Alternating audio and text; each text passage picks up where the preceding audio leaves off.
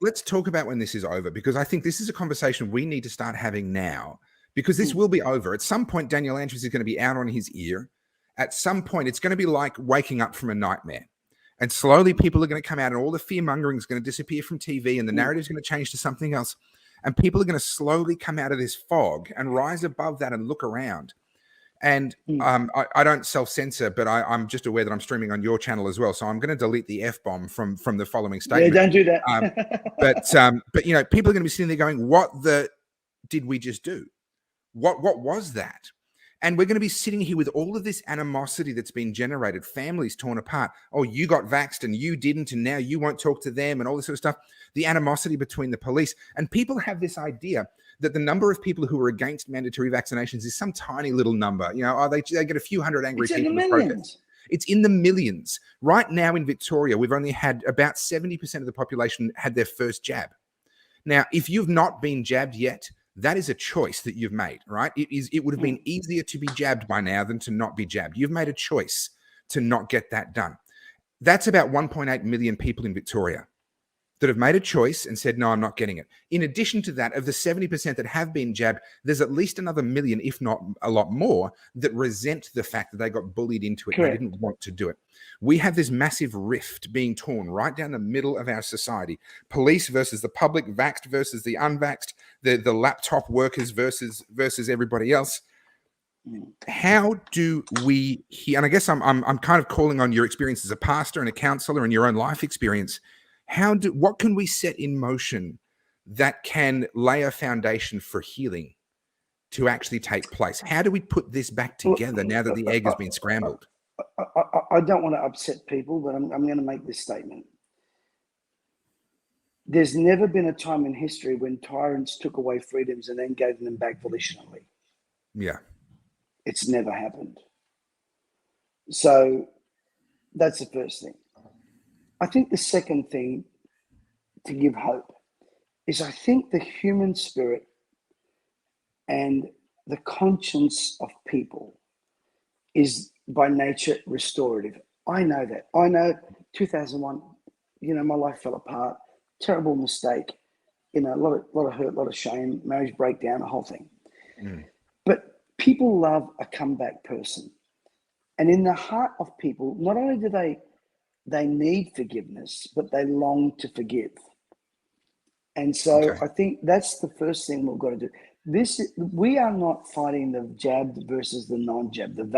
This is the rhetoric that Dan Andrews, Brett Sutton, Kerry Kant, Biohazard, and Mark McGovern, and President, and Mr. Marshmallow down there. This is what they want to do. And then let's not forget Tasmania. The poor state of Tasmania. This is what they want to do. They want to divide and conquer. The spirit of Australia. This is the country that did what wars couldn't do, what America couldn't do.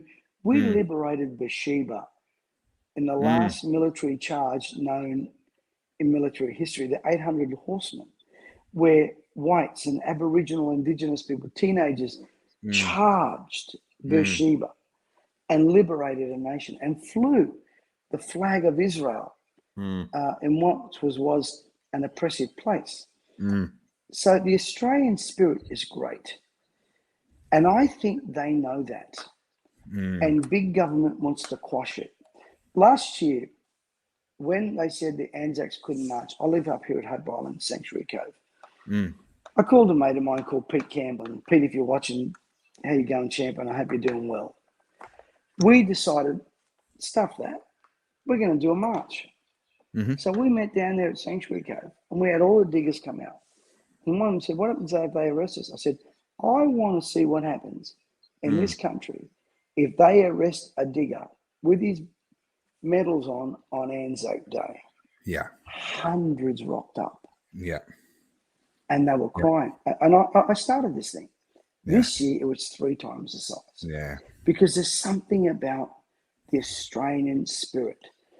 Sadly, that spirit of the Anzacs has been lost in the wokeness. And I blame the church. The church does not have an Anzac spirit. What they've got is a compromising spirit. They want to be like Sweden. Mind you, Sweden did a great job with COVID, I've got to say. But they want to be neutral. Neutral, There is no and you can't be. There is no such a thing as neutral ground when it comes to these issues. Yeah. So the third thing, I think the Australian spirit will, number one, tyranny will not give itself up easily. Number two, the Australian spirit and the great spirit of the Anzac will overcome. Number three, forgiveness, I believe, is pertinent. Number four, and this is what I believe we need to have, we need a political upheaval in this country.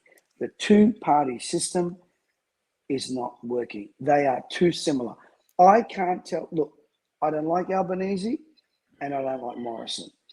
Nope, Which one agreed. of those two do I not like the most? Both. Who cares? Let's just get rid of them. Yeah.